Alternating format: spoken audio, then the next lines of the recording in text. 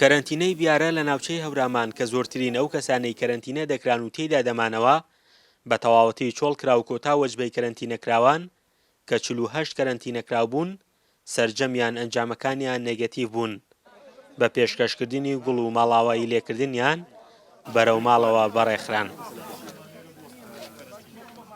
ئەوەی کە ئەم شەو ئێمە پێتان ڕاگەێنین داخستنی کەرەنتینەی هەورامانە کە لە ئێستادا 48 کەرەنتینە کراوی تیا بوو پاژەوەی کەمێک پێش ئێستا لە تاقیگەکانی بەڕێبەرایەتی گشتی تەندروستی سلێمانیەوە بەسپاسەوە پێمان ڕاگەێنرا کە سەرجەمیان پشکنینەکانیان نێگەتیڤە.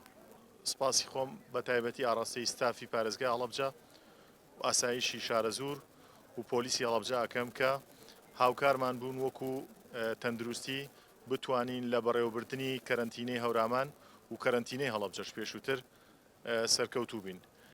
کەرەنتینەکراوەکان ستایشی تیمە تەندروستیەکان و هێزە ئەمنیەکان دەکەن کە لە ماوەی کەرەنتینەکردنیاندا خزمەتی کەرەنتینەکانیان کردووە و خۆشحاڵیشن کە ئەنجامەکانیان نێگەتیڤ بوون.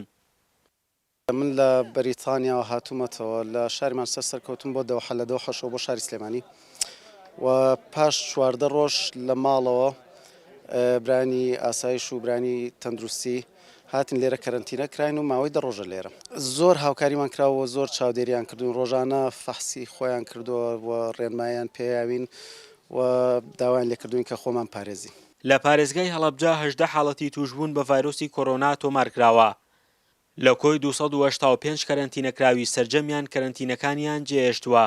بڕیارە لە ئایندەیەکی نزیکیشدا ئەمێری پشکنینی تایبەت بە نەخۆشیەکە لە پارێزگای هەڵەبجە دابنرێت.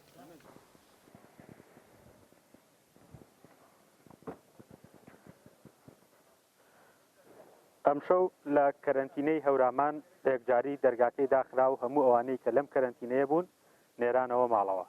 ئەگەر هاوڵاتیان پابەندی ڕێنمایە تەندروستیەکان بن جارێکی دیکە کەرەنتینەکە بەرەو ڕوویاندا ناکرێتەوە.